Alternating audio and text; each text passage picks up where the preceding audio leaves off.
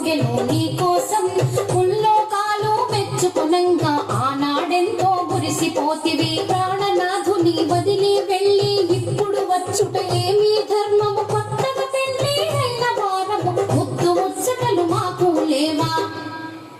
లక్ష్మీదేవి పద్మావతితో కయ్యము.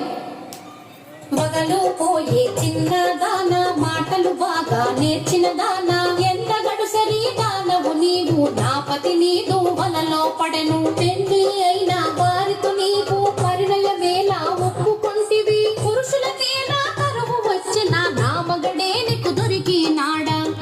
పద్మావతి లక్ష్మీదేవితో కయ్యము. స్వామి మదిలో నీవే ఉంటే మరి ఒక దానితో పని ఎలా?